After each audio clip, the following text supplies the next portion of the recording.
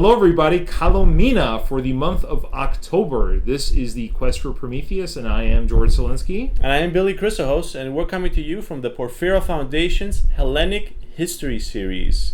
And it's only on patreon.com, Patreon.com. Welcome to our show. So this is the Greek tradition of saying Kalo Mina, happy month, and we're going to do that by highlighting several important historical events. So let's begin.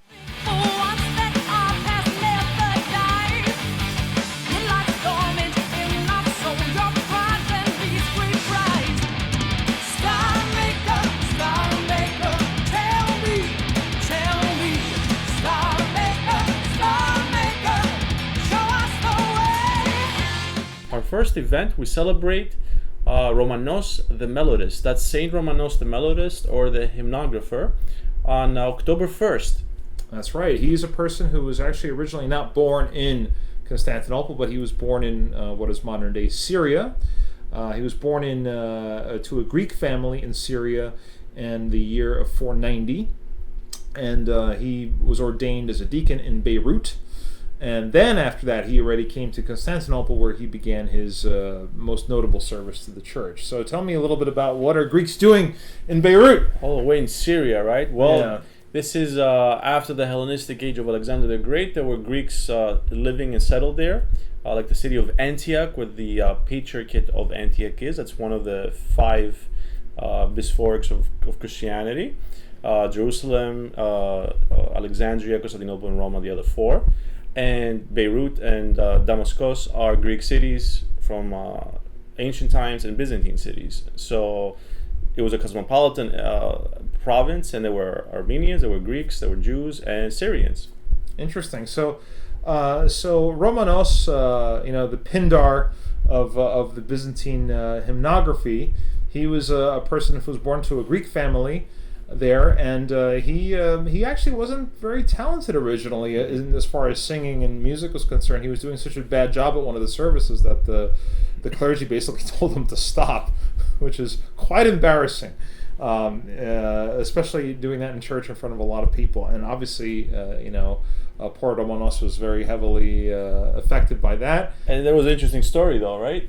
And so what happened was that he fell asleep once. I believe this was actually in church. During prayer, and what happened was that he was very hurt and everything else, and all of a sudden he sees the Theotokos in his dreams, and the Theotokos tells him to swallow a scroll, which is a kontakia, right? And that's actually where the word kontakia comes from. It's a scroll, a long scroll. He was told to swallow it, and he swallowed it, of course, in his dreams. And when he woke up, all of a sudden he had this tremendous gift of song, and he sang a hymn to the Theotokos, which was so impressive, everybody was just overwhelmed by it.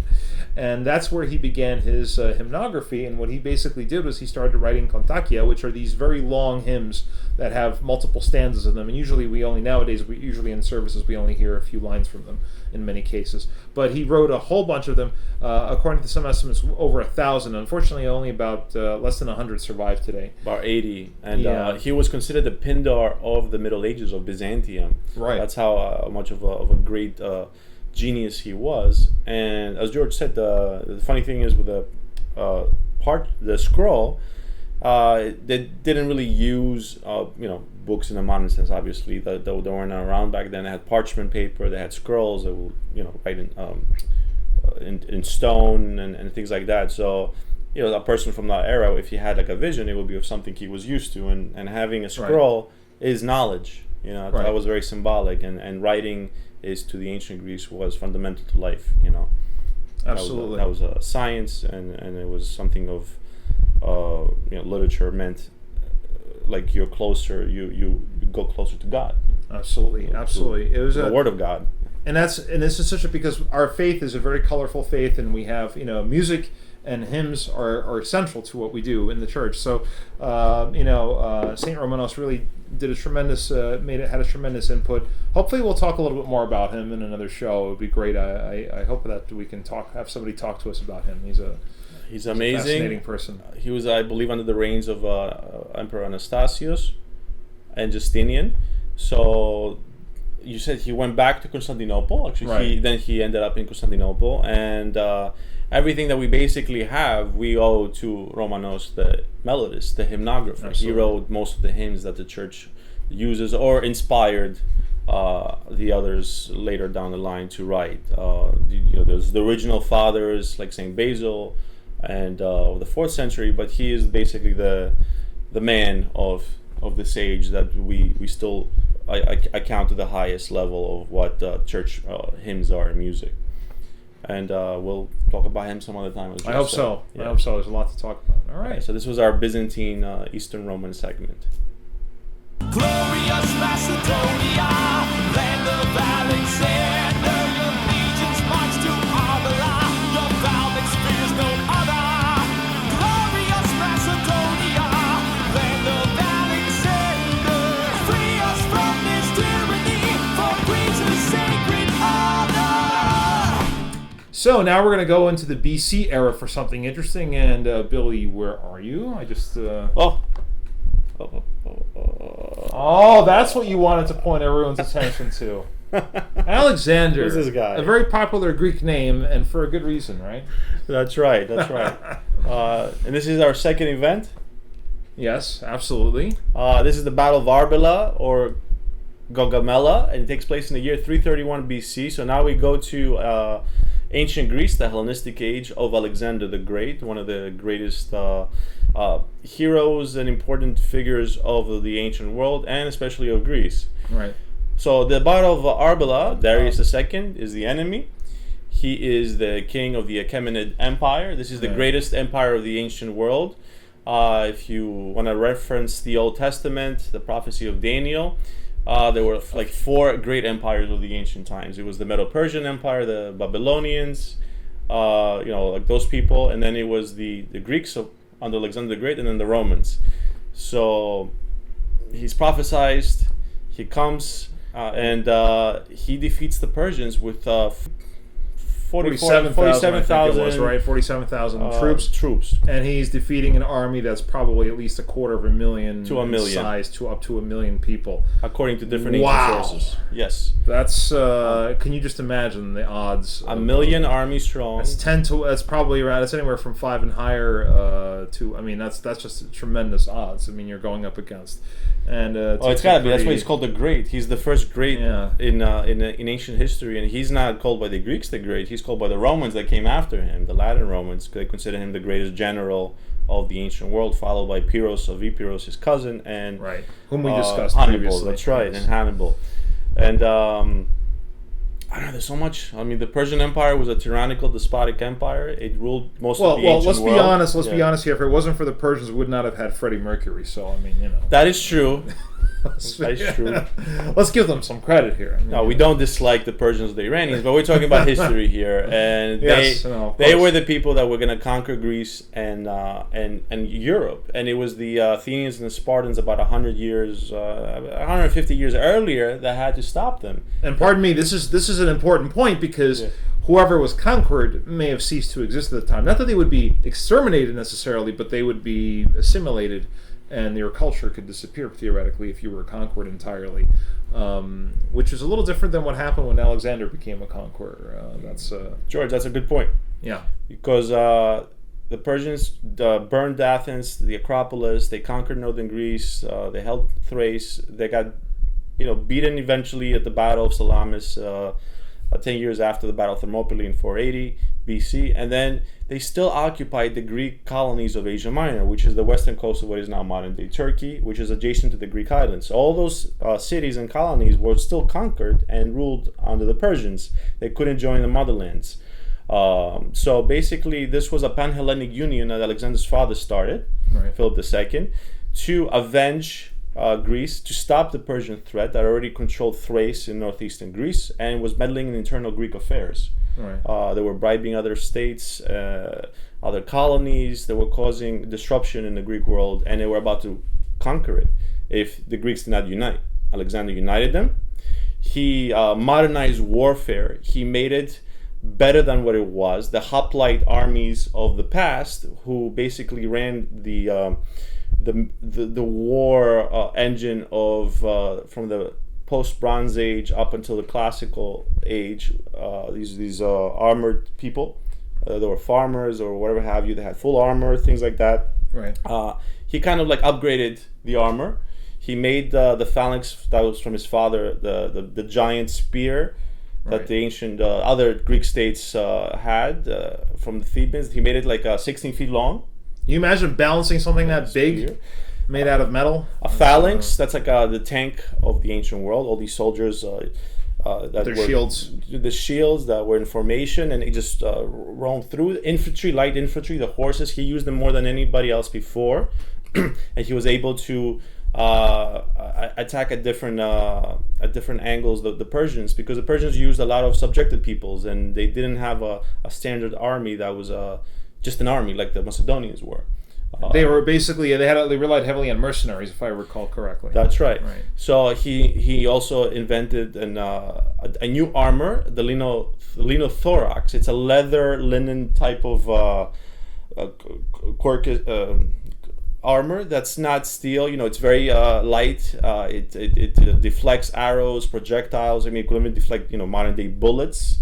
That was kind of like Kevlar of Kevlar. sorts. Yeah. It's the ancient Kevlar equivalent. Yeah, ancient and Kevlar. This was a secret weapon because you can wear this in battle, and you didn't have to have all this clunky metal. Yeah, you were much more mobile, and that's why that can explain partly why he was able to do so well against being so heavily outnumbered. He had superior technology as well as superior strategy on his side. The Persians had cloths; Right. they didn't have like armor. So the Greeks were superior. Alexander trained them so well. He used the best of the best, and it was the other invention he made, I believe, was, what do we say, the Hydaspists. Those were the shield bearers. Another elite troop that was undefeated in battles throughout the next 300 years. They used the shields. They can fight with the shields. He had the light infantry, the linothorax, the phalanx, and the sarissa, the long spear. So just these alone were enough tactics to basically crush the Persians at the Battle of Gaugamela, and he went down without losing a single soldier. That's what it was from the ancient sources we have. Now they say maybe he lost a couple of hundred compared to the thousands and thousands of the Persians lost. That's amazing odds to fight a war like that. So. Until like the later battles, he was basically not only undefeated, he didn't lose any soldiers, according to the legends and some of the sources, and that's why he's the greatest. And he liberated the Greek cities, avenged Greece, and then eventually conquered and liberated other peoples that were subjected to the Persian Empire. This is the Battle of Gaugamela, 331 BC. Hope you enjoyed it.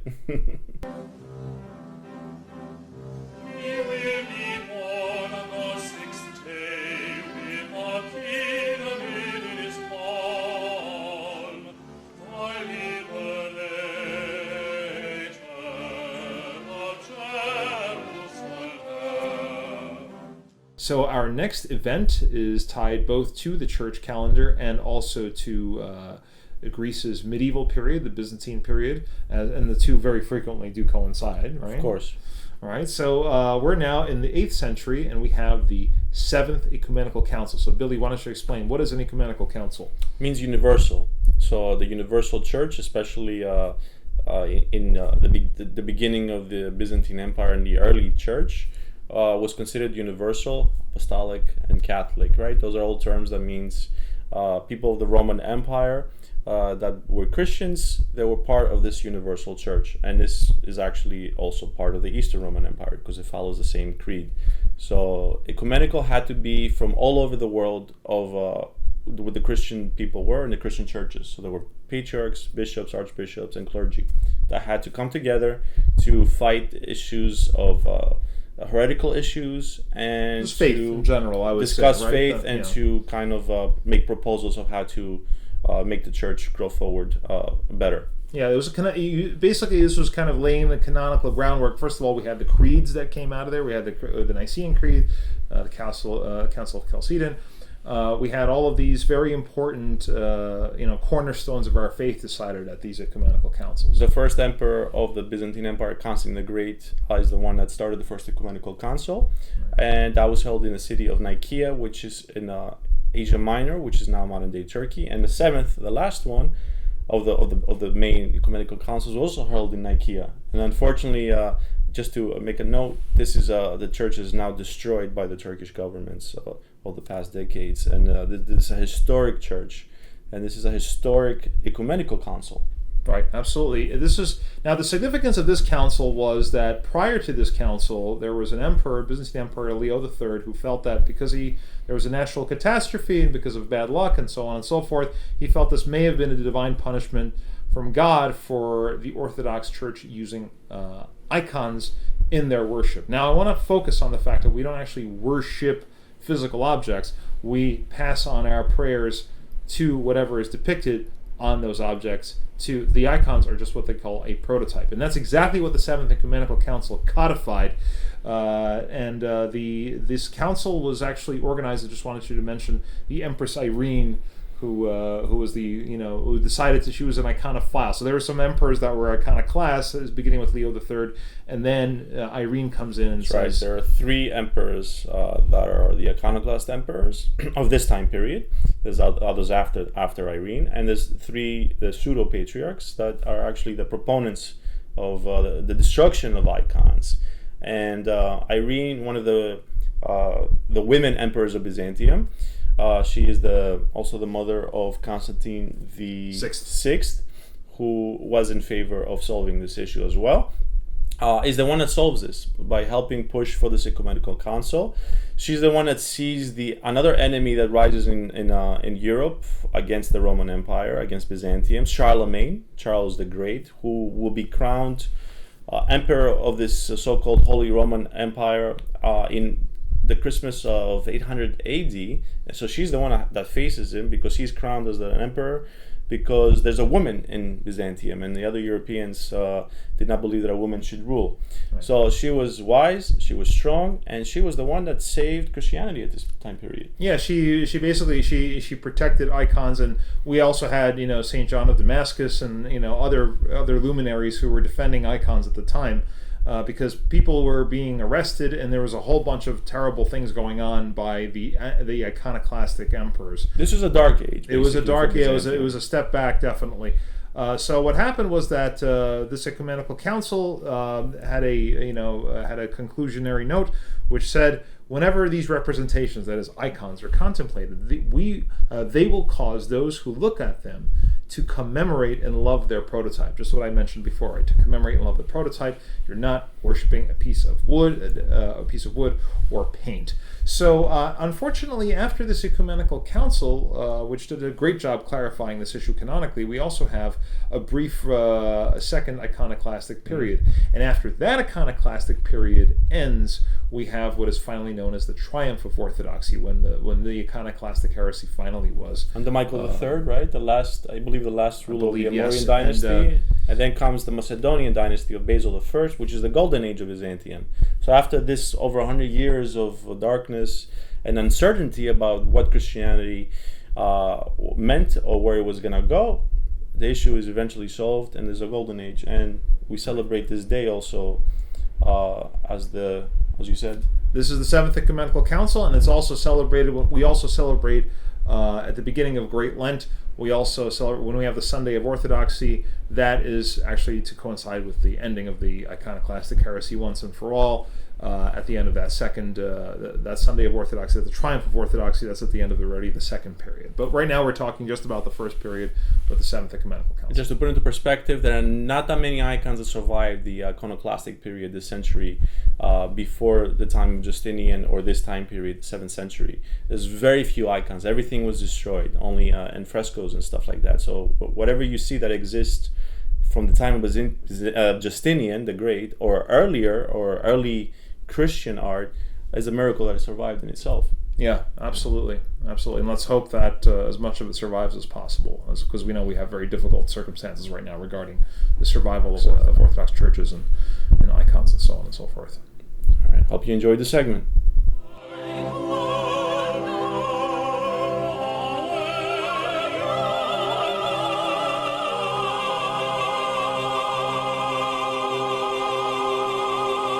When we were kids, Billy, we were taught sometimes you have to just say no, right? That's right, say no. And when an invader knocks on your door, all the more so. And back in 1940, on this date, October 28th. October 28th, Ioannis Metaxa, the Prime Minister of Greece, right? Oh, Greece, that's right. Said no.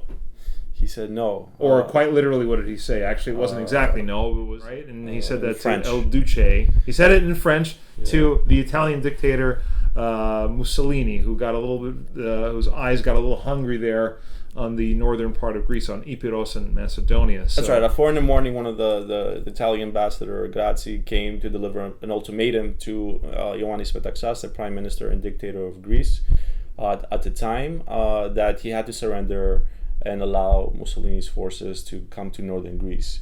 Part of Mussolini's wanted to expand and create a new Roman Empire. I guess he forgot that half of it was Greek to begin with. But this was his plan, his ambition, and without Hitler's orders or knowledge of, he began assembling an army to invade Greece. And imagine you getting an ultimatum at 4 in the morning that you have, till like 6 or something. You have 2 hours to do this. And Metaxas had been preparing Greece for 4 years now, from 1936, when he took over from the king, to prepare the defenses, the Metaxas line in the north, to protect Macedonia, Epirus, Thrace, and to prepare the country by building roads, infrastructure, social security, the whole system to make Greece modernized. But he knew that he couldn't enter the war until he must remain neutral, or else Greece will become a colony of Britain or Germany. So he was a neutral. Right.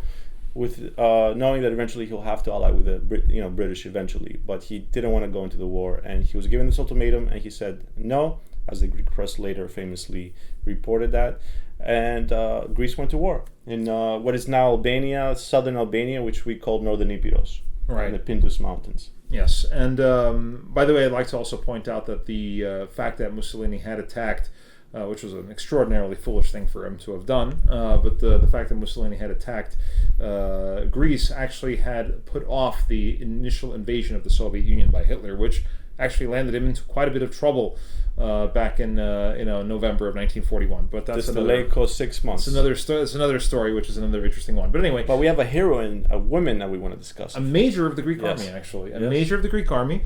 But she didn't command the troops in a very direct way, more indirectly. She actually commanded them with her voice.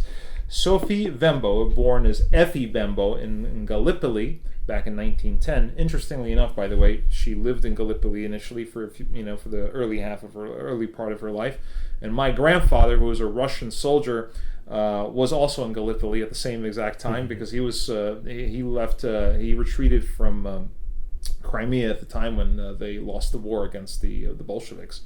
So he was actually temporarily in Gallipoli at the same time that Sophia Bembo. It's a pretty small place over there, I'm sure, so people knew each other. Sophia Bembo. Yeah, Sophia. So, but this anyway, they took two different paths. So she left. She left after the Asia Minor catastrophe in the 20s. At the age of 10, probably. Yeah. And she started her singing career in Thessaloniki. She was signed by Columbia Records. It's a very respectful label for all of these who remember. And then when Mussolini had attacked, she was the main inspiration for Greek troops. She had a whole repertoire, some of which was parodying the Italian soldiers. Yeah, that's important. Remember the Warner Brothers cartoons? Remember Bob Hope, when he encouraged the American troops in the Far East, the Middle East, and everywhere else? This is our version before that. That's right, and she was actually made a major of the Greek army for that service. Especially, let's also remember that when Greece was under occupation, the Greek troops were there in the Middle East, and she entertained them there as well, kept them motivated. She also actually threw quite a bit of money in the direction of the Greek Navy, about 2,000 golden pounds, which is significant amount of money at the time, right? So anyway, but she was very well known, and she had written a song with her distinct contralto voice, right? That's what she was called. A contralto, and she wrote a song, and her song. Well, she wrote many, but "Children of Greece" was the most well-known one, and of course, the English lyrics don't do justice to it. But I'll read. Let's hear it. Children of Greece, children who fight severely up in the mountains, children to sweet Mother of God, we all pray for you to come back again. With the branches of victory, we are waiting for you, children. Now, there's a little interesting legend about this, and that is her companion, who became her husband, decided to originally write words that said that if you're not victorious, don't come home. She said, that sounds very cold. So she said, rewrite that, and that's where the the branches of victory came in. So Lady Victory, she did a wonderful job keeping everybody loved and motivated and inspired to fight for their motherland at that difficult time. So the Greeks loved her songs that mocked satirical ways Mussolini. The Greeks were victorious, and basically they became known to the world as that heroes fight like the Greeks, not the Greeks fight like heroes. This was what Winston Churchill had quoted. So when Greece was nothing at this time period, it became now part of the world scene, and it helped with the Battle of Crete and OHI. They basically delay and kind of stop Hitler's plans. Yeah, That's he the was a plan. major cog in Yeah. the wheel of Hitler's plans to march on the Soviet Union and onward. Which two things are a crime. We don't learn that about Greece's involvement in World War II in the history books, and we don't learn about the women that fought for the war effort in the Greco-Italian War. In the mountains of Pindos, the women were the ones that brought the weapons to the soldiers in the cold winter of the Pindos Mountains.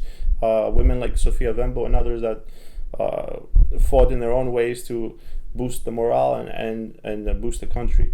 All right, so this was an amazing woman. So that actually kind of dovetails with what you do in a sense of writing patriotic music, although in a different genre.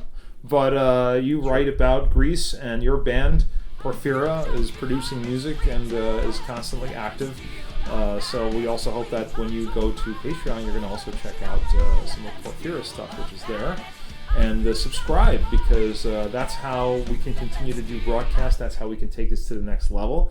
Even if you just give us $1, Billy, right? That's $1 a month. $1 a month is more than enough. Even that tells us something, because, okay, we're not going to be able to do a lot on $1 a month. At the end of the year, we'll each buy ourselves a beer, but that's not what we're going to do with that money. The reason why we're asking you for that money is because we want to be able to encourage other people to support us as well. We're creating music, Right. We're creating art, we're creating cooking shows, we're creating historical documentaries and educational videos such as this, and we are growing a bigger team, and we need your support to be able to work with all these other individuals to bring this educational material to all of you, your children, and everybody else that's interested in Hellenic history and everything that encompasses. Absolutely. So please do join us on Patreon. Even if you feel, you could give us $1 a month. You could certainly give us more too. You can do a one-time, contribution of a little bit more, and then set it back to whatever you're comfortable doing. But the fact that we see you there as a subscriber, that gives us a very strong boost. It tells us that you care. Don't be embarrassed to give us $1. It's okay. That's much better than nothing. And of course, if you like, if you subscribe, if you share, even if you don't give us $1 a month, we really appreciate that, because that helps us get through to people, and that helps more people become interested in what we're doing. And that means that you're also helping spread the message that we're trying to get out. Porphyra Foundation is a non-profit. The Hellenic History series on Patreon.com is on your video right there. It's Patreon.com Hellenic History series. And let us end the show with a quote from the wisdom of the ancient Greeks as well. We cover everything. So we would like to do one last quote. Would you like to read it? If you would be You so have a kind to nice booming voice, to Mr. George. indicate this one. Right there. Glory. It is men who endure toil and dare dangers that achieve glorious deeds, and it is a lovely thing to live with courage and to die leaving behind an everlasting renown. Alexander the Great, as quoted in Plutarch's Lives. Thank you very much. I am Billy Chrysohos. I'm George Selinsky. We'll see you soon.